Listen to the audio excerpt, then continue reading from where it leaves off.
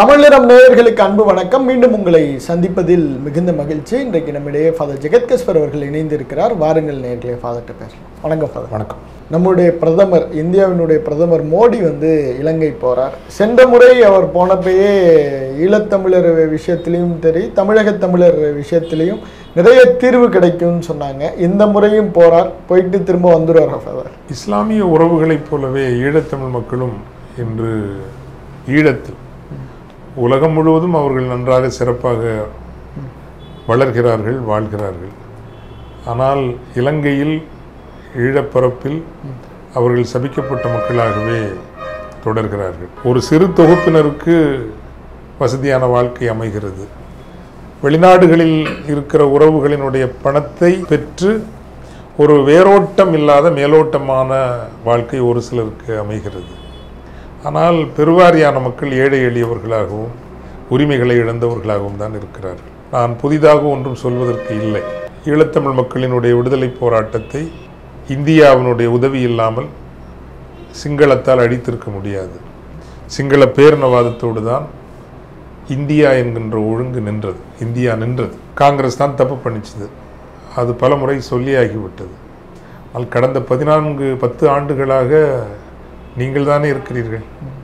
2014 இருந்து 11 ஆண்டுகளாக நீங்கள் தானே அதிகாரத்தில் இருக்கிறீர்கள். காங்கிரஸை இவ்வளவு பழி சொல்கிறீர்களே, இவ்வளவு நீங்கள் இந்தியாவில் இஸ்லாமிய சமூகத்தின் மீது கடுமையாகவும் இறுக்கமாகவும் நீங்கள் நடக்க முடிகிறது அல்லவா? ஏன் இதே இறுக்கத்தையும் இதே ஒரு கெடுபிடியையும் இலங்கை அரசோடு காட்டி அந்த ஈழத்தமிழ் மக்களுக்கு குறைந்தபட்ச ஒரு அரசியல் தீர்வு ஏன் வாங்கி கொடுக்க முடியாது? வாங்கி கொடுக்கிற மனம் உங்களுக்கு இல்லை. அதற்கு ஈடாக ஈழத்தமிழ் மக்களுடைய பிரச்சனைகளை பற்றியெல்லாம் நாங்கள் பேச மாட்டோம். அவர்களுக்கான அரசியல் தீர்வு பற்றியெல்லாம் பேச மாட்டோம். அதற்கு ஈடாக நீங்கள் அதானிக்கு இதெல்லாம் செய்து கொடுங்கள்.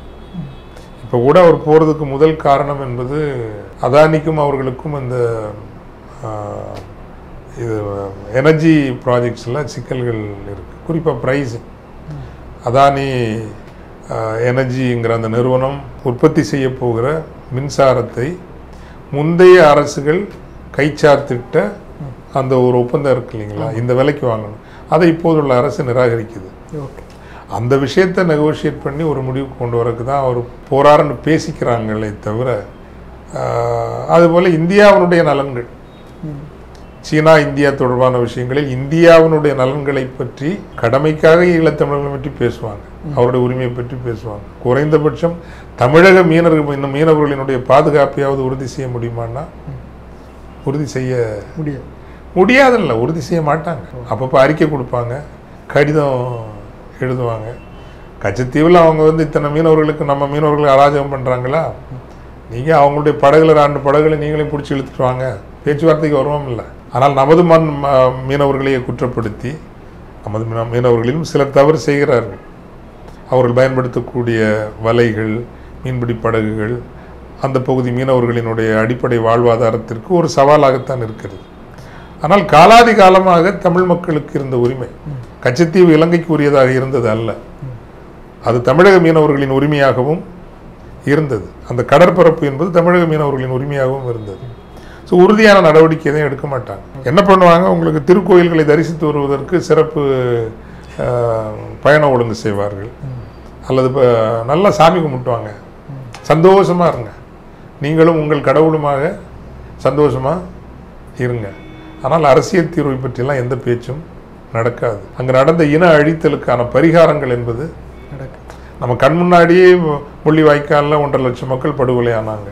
அதை பட்டியலிடுவது, அவர்களுக்கான நீதி பரிகாரம் வழங்குவது, அவர்கள் வாழ்வை வளர்ப்பதற்கான இதெல்லாம் ஒன்றும் நடக்காது. அதாவது அரசியலில் வலுவானவர்கள் தான் வாழ்வார்கள், வலுவில்லாமல் இருப்பவர்களுக்கு வாழ்வு இல்லை. இதுதான் அதிகார ஒழுங்கு. இந்த பெரிய திமிங்கலம் சின்ன மீனை பார்த்து சாப்பிட போகிறப்போ சின்ன மீன் கேட்குதான், நீ அம்மா பெருசாக இருக்கிறியே, கொஞ்சம் நியாயமாக நடந்துக்கூடாதா, என்ன போய் சாப்பிட்றியே அப்படிங்கிறப்போ, நியாயமில்லைத்தான் திமிங்கலம் சொல்லுதான், நியாயமில்லைத்தான், முடிஞ்சால் நீ என்ன சாப்பிட்டுக்க, முடிஞ்சால் நீ என்ன சாப்பிட்டுக்க. இதுதான் இன்றைக்கு இருக்கிற அதிகார உலகம் என்பது நினைத்தால் வலிக்கத்தான் செய்கிறது, கோபமும் வருகிறது. But that's a fact, that's a bitter fact. அவர் இங்கே வந்து ஒரு கட்டமைப்பு ஒன்று திட்டமிட்டு பண்ணியிருக்காங்க. என்னென்னா, காங்கிரஸை வந்து ஈழத்தமிழர்களுக்கு எதிரியாக நிப்பாட்டிட்டு பாஜகவை ஒரு ஆதரவு சக்தி போல காட்டுற போக்கை நம்மளால் உணர முடியுது. இது எப்படி ரொம்ப ரொம்ப மோசடியான அணுகுமுறை, இந்த மோசடியான அணுகுமுறை. ஏன்னா உங்களுக்கு எல்லாம் பெரும்பான்மை இருந்தது, உங்களை பார்த்து அச்சப்படுகின்ற அளவுக்கு ஒரு ஒரு ஆளுமை இருந்தது. நான் மீண்டும் மீண்டும் சொல்ல நினைச்சிருந்தா நீங்கள் வேற ஒன்றும் பண்ண வேணாம். இந்திய பாராளுமன்றத்தில் நிறைவேற்றப்பட்ட, இலங்கை பாராளுமன்றத்தில் ஏற்றுக்கொள்ளப்பட்ட அந்த 13வது சட்ட திருத்தத்தையாவது நீங்கள் ஒரு செயலுக்கு கொண்டு வந்திருக்கலாம்ல. அதை கூட கொண்டு வர முடியலையே. என்ன பண்ணுவீங்க நீங்கள்? கொஞ்சம் 1000 வீடு கட்டி கொடுப்பீங்க, அல்லது ஏதாவது ஒரு லைப்ரரி கட்டி கொடுப்பீங்க. யாழ்ப்பாண நூலகத்தை புதுப்பிக்கிறதுக்கு ஒரு 100 கோடி ரூபாய் ஏதோ கொடுப்பீங்க. இதெல்லாம் உங்களுக்கு பெரிய விஷயமா? இது பெரிய விஷயம்னா அங்கே வந்து லாவணி பாடுறதுக்கு அங்கேயும் ஒரு கூட்டம் இருக்குது. என்ன பண்ணுறது? தமிழர்களுடைய தலையெழுத்து நமக்கென்று ஒரு விரிந்த ஒருமைப்பட்ட ஒரு கூட்டு குரலோ, 8 கோடி மக்கள் தமிழகத்திலும் உலகம் முழுவதும் ஏறக்குறைய 10 கோடி மக்கள், 100 மில்லியன், அது சாதாரண எண்ணிக்கையா? உண்மையான தமிழ் தேசியத்திற்கான ஒரு தேவை இன்னைக்கு இருக்குது. அப்படி ஒரு தமிழ் தேசியத்தை கட்டி எழுப்ப வேண்டும் என்றுதான் முள்ளிவாய்க்காலுக்கு பிறகு இந்த நாம் தமிழர் என்கிற இயக்கத்திற்கான முயற்சியை நாங்கள் எடுத்தோம். அப்படி தமிழர்கள் என்றால் கிள்ளுக்கீரையாக எவனும் நினைக்கக்கூடாது.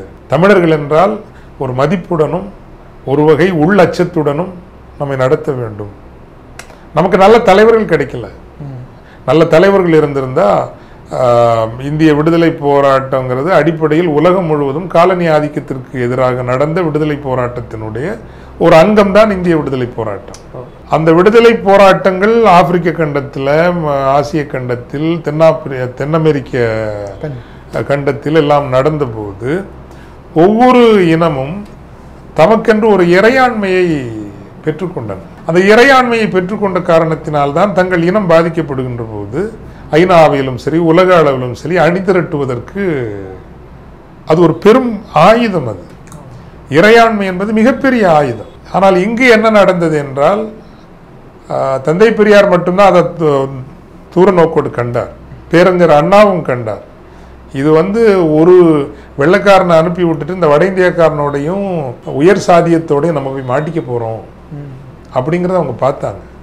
அன்றைக்கே அவர்கள் எங்களுக்கு என்று தமிழருக்கென்று தனி இறையாண்மை கொண்ட நிலப்பரப்பு வேண்டும் என்று போராடி இருப்பார்களே, ஆனால் உறுதியாக அதை அடைந்திருப்பார்கள். ஆனால் அப்படியான தலைவர்கள் நமக்கு கிடைக்கல. எல்லாம் வந்து சாரே ஜகான்சி அச்சா இப்படி பாடிட்டு சுற்றுற கோஷ்டி தான் நமக்கு கிடைச்சிது. மலேசியாலையும் அதே தான் சொல்கிறாங்க. இந்த துங்கு அப்துல் ரஹ்மான் அவர்கள் அந்த விடுதலை போராட்டத்தில் இருந்தோம், அவங்க தமிழ் மக்கள் மீது பரிவோடு இருந்தார். காரணம், விடுதலை போராட்டத்தில், மலேசிய விடுதலை போராட்டத்தில் தோட்ட தொழிலாளர்களும் பெரும் பங்கு வகித்தார்கள். ஸோ அந்த காலத்தில் நீங்கள் உங்களுக்கென்றும் ஒரு சிறிய நாட்டை எடுத்துக்கொள்ளுங்களேன் அப்படின்னு லங்காவிங்கிற ஒரு தீவு இருக்குது. அந்த தீவை குறித்து காட்டியே அதை நீங்கள் எடுத்துக்கொள்ளுங்களேன் என்று தமிழ் தலைவர்களிடம் சொல்லி இருக்கிறார்கள். சொன்னது மலாய் தலைவர்கள். ஆனால் அதை எடுத்து செய்வதற்கான ஒரு ஆளுமை, தன்னம்பிக்கை தமிழ் தலைவர்களிடம் இருக்கலை. அது நமக்கு நேர்ந்த ஒரு வரலாற்று சோகம், ஒரு துயரம். இன்றைக்கு ஏதாவது ஒரு இடத்துல ஒரு சின்ன ஒரு இறையாண்மை கொண்ட நாடு இருந்திருந்தால் அந்த நாடு ஒட்டுமொத்த தமிழர்களுக்காகவும் உலக நாடுகளிடமும் உலக அமைப்புகளிடமும் பேசியிருக்கும் இல்லையா? சரி, அதெல்லாம் கோட்டை விட்டுட்டோம். இன்னைக்கு வந்து அந்தந்த அரசுகள் மிக மிக வலுவாக வளர்ந்து விட்டன. ஆயுத போராட்டம் என்பது ஒரு யதார்த்தத்திற்கு அப்பாற்பட்ட ஒன்றாகவும் உலகம் ஏற்றுக்கொள்ளாத ஒரு வழிமுறையாகவும் மாறிவிட்டது. இருந்தாலும் அரசியல் ரீதியாக ஒரு மிக வலுவான குரலாக எப்படி இயக்கமாக மாறுவது, அந்த தேடல் இருந்துதான் இந்த நாம் தமிழர் இயக்கத்தை நாங்கள் முன் வச்சோம். ஆனால் அதுவும் இன்னைக்கு கடைசியாக நீங்கள் பார்த்தீங்கன்னா எப்படி இந்த வரக்கூடிய தேர்தலில் ஏதோ ஒரு கூட்டணியில் ஒரு 20 தொகுதி வாங்கிட்டு செட்டில் ஆகிற ஒரு கூட்டமாக தான் அது முடியும். ஸோ ஒரு வரலாறு நெடுகிலும் பலவீனமான சபிக்கப்பட்ட ஒரு மக்களினமாகவே நாம் தொடர்கின்றோம். சேர சோழ பாண்டிய அரசுகள் முடிவுக்கு வந்த பிறகு இன்றைக்கு வரைக்கும் உண்மையிலேயே தமிழர்களால் தமிழர்களுக்கென்று நடக்கிற ஒரு ஆட்சி நமக்கு வரல. குறைந்தபட்சம் சமூக அதிகாரத்தையாவது, அரசியல் அதிகாரம் தான் இல்லை, சமூக அதிகாரத்தையாவது கையில் எடுக்கிற அளவுக்கு ஒரு வலுவான அமைப்பு வர வேண்டிய தேவை இருக்கிறது. ஆனால் அதற்குள் சாதி என்கின்ற பிரச்சனை வந்து விடுகிறது, மதம் என்கின்ற பிளவு வந்து விடுகிறது, தமிழர்கள் இணைந்து விட முடியாதபடி, இணைய முடியாதபடி பல தடைகள் இங்கு இருக்கின்றன. இவற்றையெல்லாம் கடந்து தமிழர்களை கட்டி எழுப்புகின்ற ஒரு இயக்கமும் ஒரு தலைமையும் தேவைப்படுகிறது. அது நாட்டிலிருந்து அவர்களை பிரித்து செல்வதற்கு அல்ல, குறைந்தபட்சம் ஒரு பண்பாட்டு இறையாண்மையினையாகும். நமது பல்கலைக்கழகங்களுக்கு துணைவேந்தர்களை நியமிக்கிற உரிமையை கூட புதுடில்லி எடுத்துக்கொள்கிறது. இப்போ இதையெல்லாம் தட்டி கேட்கிற ஒரு மிக வலுவான இந்த கல்ச்சுரல் நேஷனலிசம்னு சொல்லுவாங்க, அது ஆர்எஸ்எஸ் அதை நம்புது. கல்ச்சுரல் நேஷனலிசம் அவங்க மதத்தினுடைய அடிப்படையில் அதை கட்டியெழுப்ப பார்க்குறாங்க. நம்ம மொழியினுடைய அடிப்படையில் கட்டியெழுப்போம். காரணம், நம்ம இணைப்பதற்கு மொழி ஒன்று மட்டும்தான் இருக்கிறது. மொழியை மட்டும் விட்டுவிட்டோம் என்றால் நாம் சாதிகளாக பிரிந்து, மதமாக பிரிந்து ஒரு சிதறு தேங்காய் போல நாம் ஆகிவிடுவோம். நம்மால் எந்த உரிமைகளையும் பெற முடியாது, பலவீனமாகிறது. நமது இனத்திற்காக நாம் நிற்க வேண்டும் அல்லது இனத்திற்கு நல்லது நடக்க வேண்டும் என்றால் மொழி அடிப்படையில் ஒரு பெரும் இயக்கமாக இணைவதுதான் இன்று எனக்கு தெரிகிற ஒரே வழி. அது ஜனநாயக ரீதியில் மட்டும்தான் செய்யவும் முடியும். நம்மளுடைய தமிழக முதல்வர் குறிப்பிடுறாரு, ஏன் தமிழக மீனவர்களை மட்டும் இந்திய மீனவர்களா பார்க்க மாட்டீங்க? அதேதான் அவர் கேட்கிற கேள்வி, அதுக்கு அவங்க தான் பதில் சொல்லணும். இப்போ நீங்க 500 மீட்டருக்கு அப்பால், கடல் என்பது மீனவர்களின் உரிமை, கடல் என்பது மீனவர்களின் உரிமை, காலாதி காலமாக அப்படித்தான் இருந்திருக்கிறது. இப்ப கடலினுடைய கனிம வளங்களுக்காகத்தான் ஈழப் போராட்டத்தையே அளித்திருக்கிறார்களோ என்கின்ற ஐயப்பாடும் நமக்கு வருகிறது. மன்னார் வளைகுடா பரப்பில் பெரும் கனிம வளங்கள் கிடக்கின்றன, குறிப்பாக எண்ணெய் எரிவாயு வளங்கள். அதை ரிலையன்ஸ் நிறுவனத்திற்கு கொடுக்கப்படுகிறது, வேறு யாருக்கெல்லாம் கொடுக்க போறாங்களோ தெரியல. அதற்காகத்தான் ஈழம் அழிக்கப்பட்டதோ என்கின்ற, அப்போ இந்த அமைப்பு, நான் சொல்லக்கூடிய இந்த அமைப்பு என்பது இதெல்லாம் கேள்வி கேட்கணும். ஒரு நிலப்பரப்பினுடைய கனிம வளங்கள் அந்த நிலப்பரப்பின் தேசிய இன மக்களுக்கு உரியது, சில முதலாளிகள் கொள்ளை கொண்டு போவதற்குரியது அல்ல. அந்த அளவுக்கு வலுவான ஒரு அமைப்பை தமிழர்கள் கட்டி எழுப்பினால் மட்டும்தான் நாம் தாக்குப்பிடித்து ஒரு இனமாக தொடர முடியும் என்று நான் நினைக்கின்றேன். இல்லை என்றால் பெருங்கடலில் கரைந்து விட்ட காயம் போல் நாமும் கரைந்து போவோம். நம்மில் ஒரு தொகுப்பினர் நன்றாக வாழ்வார்கள், ஆனால் ஒட்டுமொத்த சமூகமும் ஒரு வளமான வலிமையான சமூகமாக இருக்க முடியுமா என்றால் முடியாது. அதற்கு நீ நிலைக்கின்ற சான்று இவ்வளவு விலைகள் கொடுத்து இவ்வளவு மிகப்பெரிய ஒரு போராட்டம் நடத்தியும் கூட இந்த நாட்டினுடைய, இந்த தமிழகத்தினுடைய ஒரு முக்கியமான மக்கள் இனமாக நாம் நாட்டினுடைய மக்கள் இனமாக இருந்தும் கூட அங்கு தோற்கடிக்கப்பட்ட அழிக்கப்பட்ட மக்களுக்கு ஆக குறைந்தபட்ச அரசியல் தீர்வை கூட நம்மால் வாங்கி கொடுக்க முடியவில்லை என்பது அது ஈழத்தமிழ் மக்களின் தோல்வி அல்ல, தமிழ் இனத்தினுடைய தோல்வி. மத்திய அமைச்சர் ஜெய்சங்கர் பிரதர் அவருமே இந்த விஷயம் எங்களுக்கு ரொம்ப சவாலாக இருக்குது, தமிழக மீனவர்களுடைய தாக்குதல் அப்படின்னு பாராளுமன்றத்திலேயே பதிவு பண்ணுறார். அப்போ இதை வேணும்னே திட்டமிட்டு போனால் அடி வாங்கினா அடி வாங்கட்டும்னு விட்டுறாங்களோ ஃபாதர்? இல்லை, அப்படித்தான் பார்க்குறாங்க. ஓகே, இதே செயலை பாகிஸ்தான் செய்தால் விடுவார்களா? இதே செயலை குஜராத் மீனவர்களுக்கு அல்ல பாகிஸ்தான் செய்தால் விட்டு வைப்பார்களா? அப்போ தமிழர்களை நீங்கள் இரண்டாம் தர குடிமக்களாகத்தானே பார்க்கிறீர்கள். இவ்வளவுக்கும் இலங்கை தமிழர்களால் ஆளப்பட்ட நிலப்பரப்பு, சோழர்கள் ஆண்ட நிலப்பரப்பு, பாண்டியர்கள் ஆண்ட நிலப்பரப்பு. ஸோ இன்றைக்கு அவங்க நம்ம மீனவர்களை அப்படி ஒரு ஏளனமாகவும் எகத்தாளமாகவும் என்ன நீங்கள் பண்ணிட முடியுங்களே? இப்போ தமிழர்களுக்கு என்று ஒரு இராணுவம் இங்கே இருக்குது, அதுக்கு இன்னொரு நாட்டின் மீது ஒரு பியூனிட்டிவ் ஆக்ஷன் எடுக்க முடியுங்கிற அதிகாரம் இருக்குதுன்னா பண்ணுவானா? இப்படி பேச்சுவார்த்தைக்கு தான் வருவான். நம்ம ஆட்கள் செய்யறது நாம் முழுசு நியாயப்படுத்தலை. பிரச்சனை இருந்தால் துன்பப்படுத்துவது, அவர்களுடைய படகுகளை அழிப்பது, ஒரு படகை கொண்டு போய் அங்கே அரெஸ்ட் பண்ணி சீஸ் பண்ணி போட்டான்னா அது திரும்ப வர நேரம் அழிக்கப்பட்ட படகாத்தான் வரும். அது ஒரு மீனவனுடைய வாழ்நாள் சேமிப்பு, வாழ்வாதாரம். அதை பற்றி யாருமே கண்டுக்கிறது இல்லையே. தங்கச்சி மடம் பக்கத்தில் இந்த ஊரின் அந்த பக்கத்தில் ஒரு ஊரே விதவைகளினுடைய ஊராக இருக்கிறது. விதவைகள் மட்டும்தான் அந்த ஊரில், ஏறக்குறைய 4500 விதவைகள் இருக்காங்கன்னு சொல்கிறாங்க அந்த பகுதியில் மட்டுமே. கண்ணுக்கு தெரியாமல் நடக்கிறாவல மீனவ மக்கள். ஆனால் யாருக்கும் அதை பற்றி கவலையோ அக்கறையோ இல்லை. அதனால தான் நான் சொல்கிறேன், ஒரு தமிழரின் தேசிய பண்பாட்டு இறையாண்மையை சொல்லக்கூடிய ஒரு வலுவான அமைப்பு அறம் சார்ந்த வன்முறையற்ற நாட்டை பிரிக்கிற அமைப்பு அல்ல. ஆனால் நாட்டிற்குள் நமக்கு இருக்கிற வரலாற்று பண்பாட்டு ரீதியான உரிமைகளை எவனும் எடுக்க முடியாது என்று உறுதி செய்கிற ஒரு அமைப்பு நமக்கு தேவைப்படுகிறது. இன்றைக்கு பேரவையில் ஃபாதர் கச்சத்தீவை மீட்பதற்கான ஒரு தீர்மானத்தை பேரவையில் முதல்வர் வலியுறுத்தி இருக்கிறார். பிரதமர் அவருக்கும் கடிதம் எழுதியிருக்கதா செய்திகள் கிடைக்குது. இது சும்மா ஒரு சம்பிரதாயம் மாதிரியே இங்க இருக்கிற திமுகவாக இருக்கட்டும், அண்ணா திமுகவாக இருக்கட்டும், தீர்மானம் நிறைவேற்றுவதில் எந்த குறையும் இல்லை.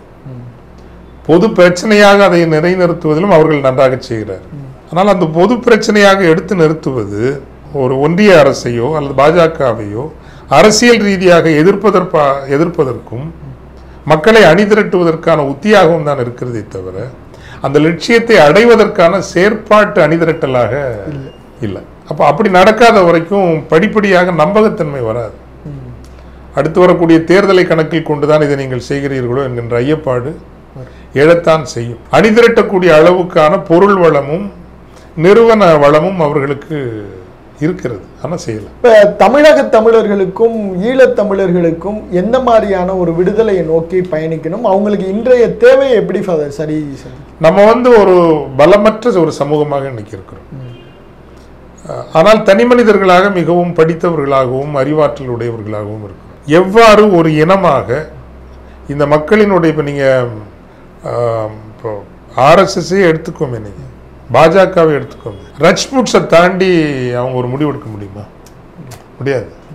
ஏன் யோகி ஆதித்யநாத் அவங்க போட்டிருக்கிறாங்க, அல்லது ராஜ்நாத் சிங்கை அவங்க ஏன் அவரை அசைக்க முடியல, அல்லது இப்போ சத்தீஸ்கருக்கு முதல்வராக போட்டதும் இன்னொரு மாநிலத்துக்கும் கூட ஏன் ரஜ்புட்ஸ் அவங்க போட்டாங்க? அந்த இனத்தவர்கள் அப்படி ஒரு ஆளுமை வச்சுருக்காங்கல்ல, ஒரு கூட்டு ஆளுமையை வச்சுருக்காங்கல்ல. எங்களை தாண்டி பண்ணிடுவியான்னு அவங்க வெளியே சொல்லாமலேயே சொல்கிற ஒரு கூட்டு ஆளுமை வச்சுருக்காங்கல்ல. ஆனால் தமிழர்கள் அப்படி இல்லையே. நம்ம நாடார்களாகவும் முதலியார்களாகவும் உடையார்களாகவும் வன்னியர்களாகவும் பறையர்களாகவும் பலர்களாகவும் கிறிஸ்தவர்களாகவும் இஸ்லாமியர்களாகவும் இந்துக்களாகவும் தான் இருக்கிறோமே தவிர அந்த ரஜ்புட்ஸ்ன்னு இருக்காங்களா, அந்த ஒற்றைத்தன்மைங்கிறது நமக்கு ஏன் இல்லை? அந்த ஒற்றைத்தன்மையை தரக்கூடியது நமக்கு தமிழ் மொழி அடிப்படையில் இணைவது மட்டும்தான். தமிழ் மொழி அடிப்படையில் இந்த இனத்தவர்களை தொட்டால் அவர்கள் தீப்பிழம்பாக புறப்படுவார்கள் என்கின்ற அச்சம் இருக்குமே. ஆனால் உங்கள் பல்கலைக்கழகத்தின் துணைவேந்தர்களுக்கே உரிமை கோருகிற அந்த துணிவு டெல்லியில் இருப்பவர்களுக்கு வருமா? வராது. அதுதான் வரணும். அப்படி நாம் இணைய வேண்டும், உலகம் முழுவதும் இணைய வேண்டும் என்று நான் நினைக்கிறேன். நன்றி. நன்றி.